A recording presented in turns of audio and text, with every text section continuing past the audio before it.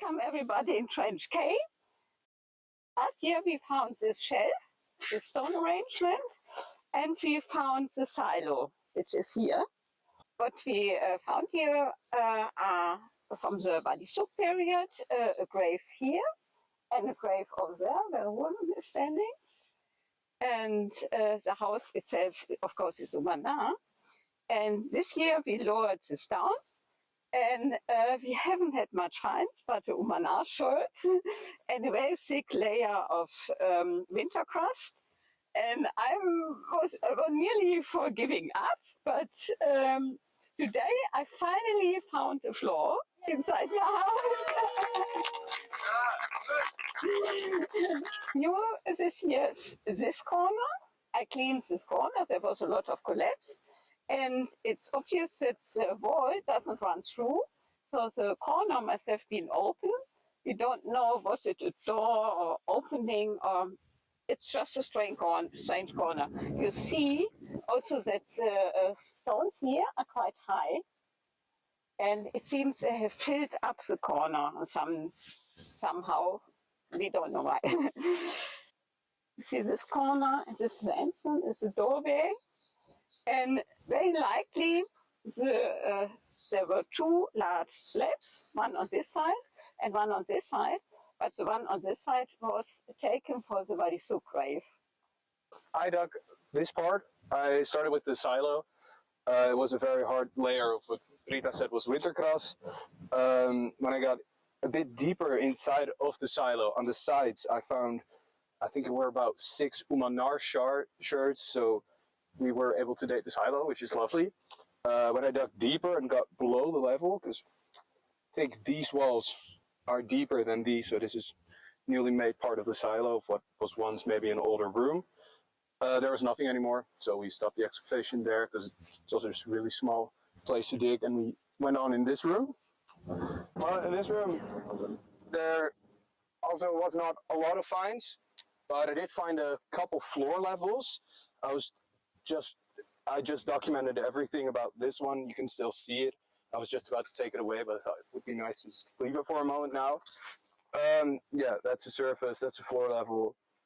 Barely any finds in it as well. I think in the corners I'm finding a bit darker soil now, which I assume also because of Alexandra, he told us we might be getting closer to the archaeological bedrock here. So we might be reaching an end here as well, but Rita now found a floor on what I think is a bit deeper level than what I am at. So maybe there's more, but that's about it. So I've been working on this side of the trench. Alexander will talk more about this side in a minute. So this wall over here, we found it last year, and it had 2 little sections. This one has been now excavated, but there were rocks here as well. And this formed 3 little niches. And in this niche, and in the niche up front over here, there were fire pit type features, a lot of ashy fill.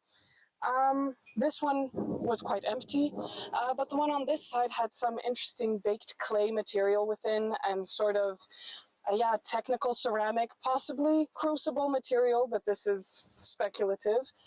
So this season we continued digging here, and we found a number of features that indicate that there was more intense crafting going on here, possible metallurgy, maybe a kiln. There's still many theories, and little to actually point us in the right direction. But you have this small pit over here, this deeper pit over here, which is very nicely clay lined, and then a series of channels which seem to go under this feature. Initially there was a pit over here which had a channel leading through it and going in this direction, and then we found another channel inside of that channel going this way. It seems there's channels upon channels upon channels, and this area over here had a very nice surface, and on top of that there was a pretty big layer of mud brick. So this could possibly have been a mud brick oven, which then covered the surface in a nice dome, which then later collapsed in on itself, which would explain the layering we found over here. Hopefully we'll be able to figure out what exactly was going on. We'll send some of the samples for XRF analysis, which might show us if there were heavy metals present, which could then point towards metallurgy. Very nice grey ash inside of these channels and these pits. Very fine, light, lovely grey ash with no fines inside, so it's mysterious. There was fire, but what they were doing with it is a bit of a mystery still, so hopefully we can figure it out, puzzle a bit, and see what was going on. Thank you.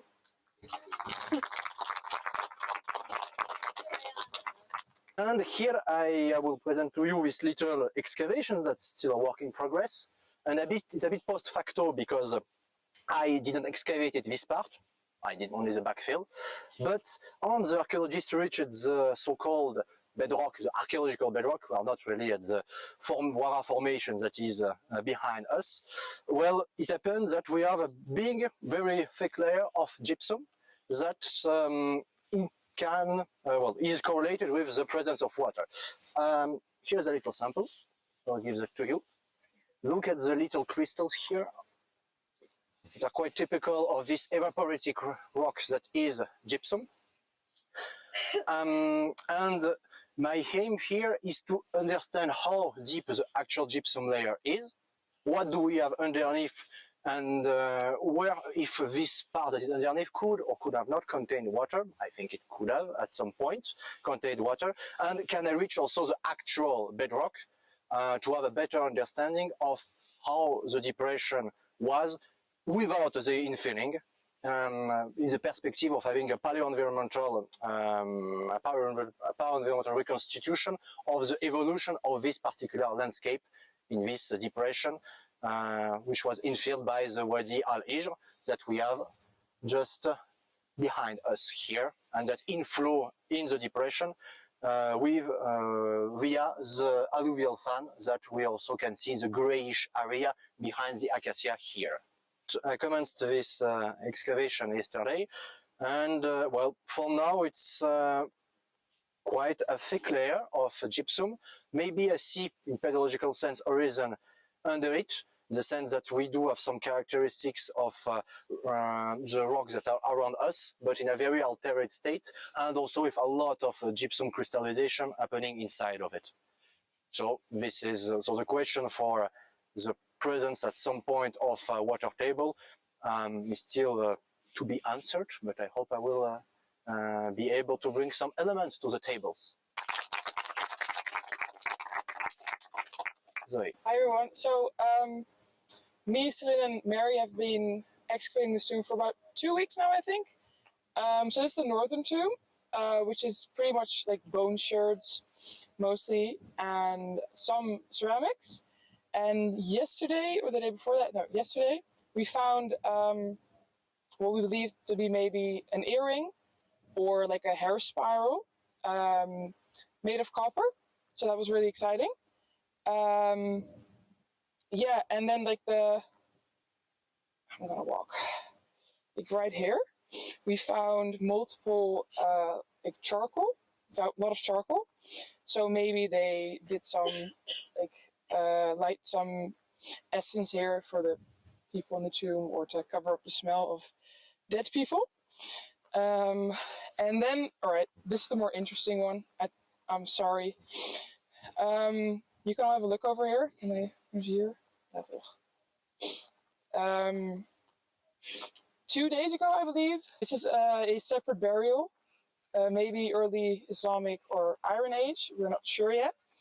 She found these 2 bones and a foot, which has been already taken out. And we, like right around here, we found a very beautiful green pendant. So we're hoping to find more bone, but that hope is kind of fleeting.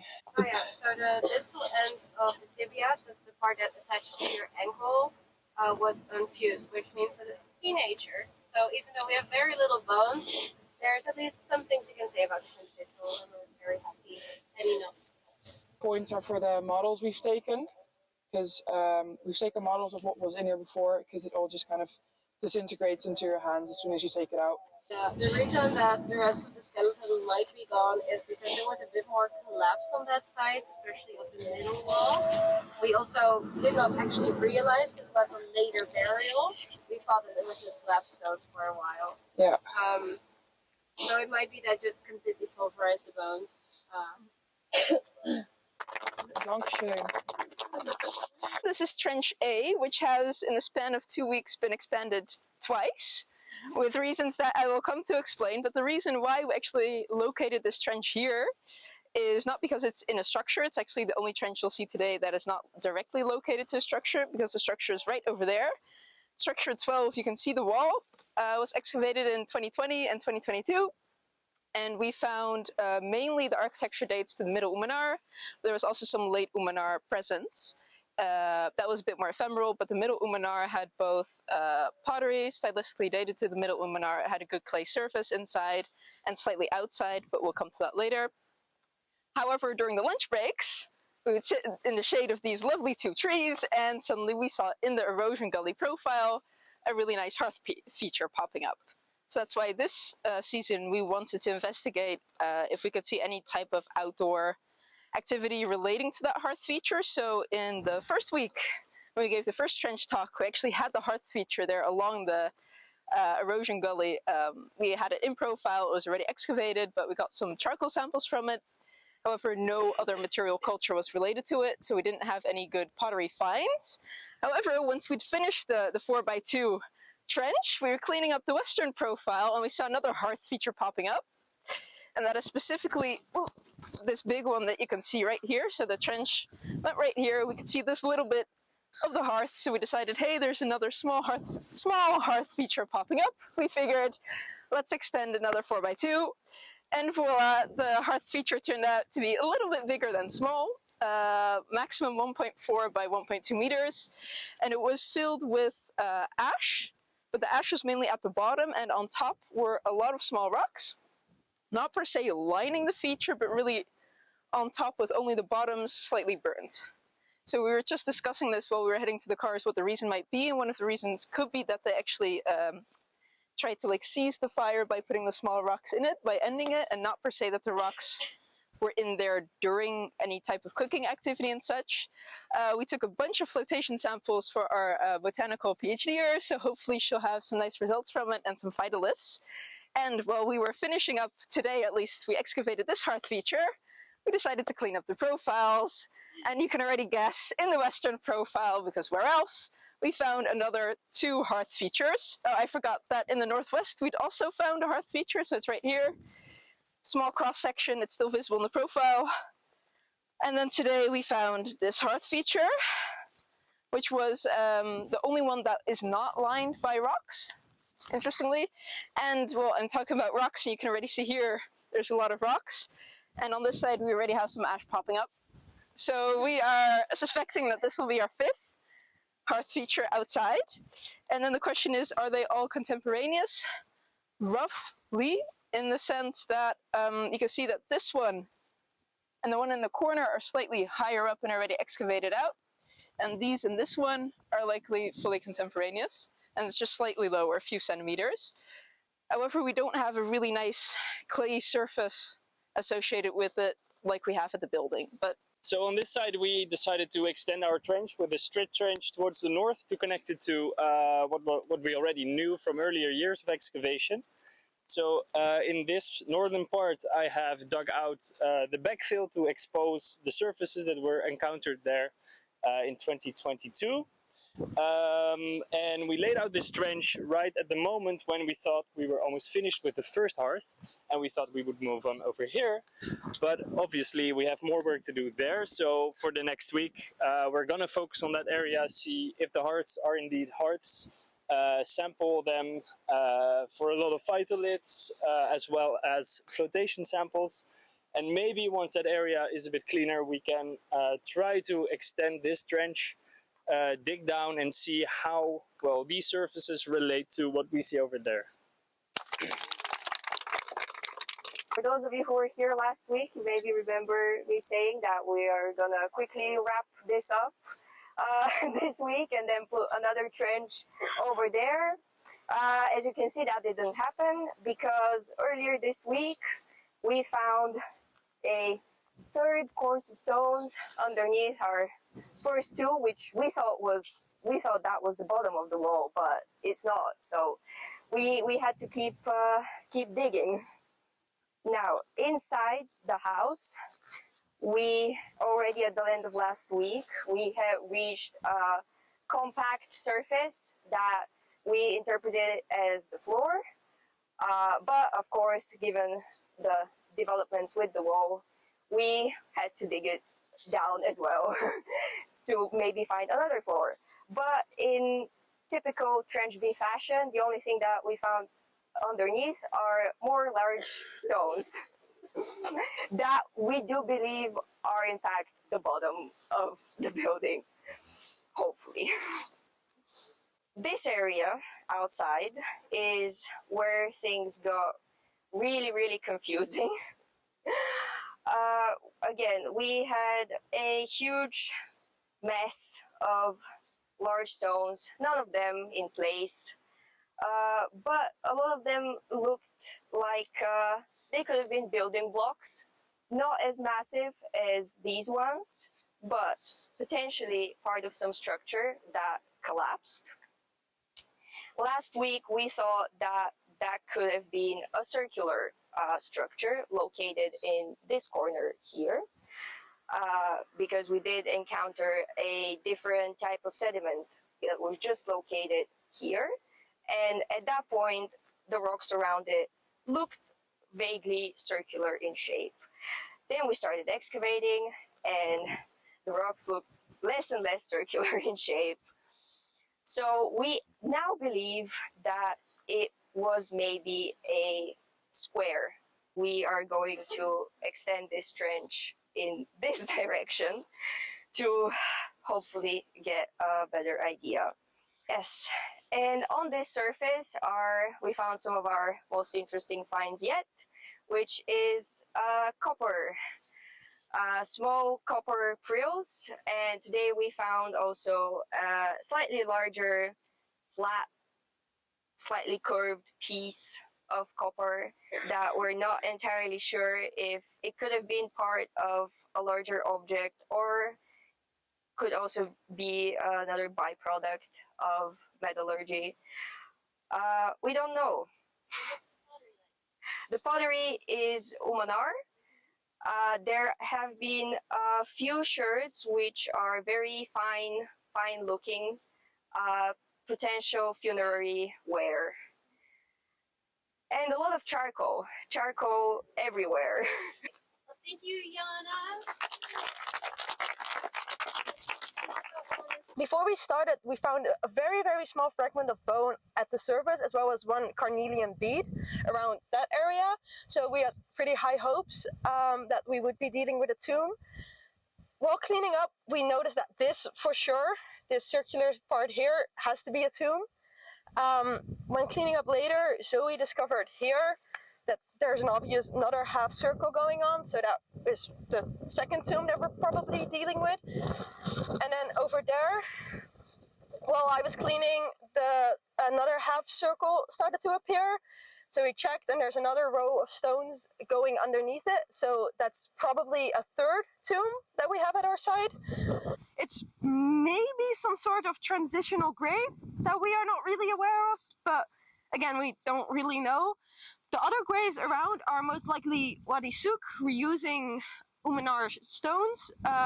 We have found a lot of pottery, some pottery and some lithics, and today we found a pottery sherd that finally gave the idea that we're most likely dealing with Wadi Souk, so that is good news. Now we have a bit more of a date and a clear idea of what we're going for. The plan for next week is to start excavating one of the tombs. We don't know which one yet, so we can get a bit more closer to like datable material and to really understand what's going on. But because of the way the bones degrade here, we are unsure whether individuals are still inside and what we will find if we go underneath them.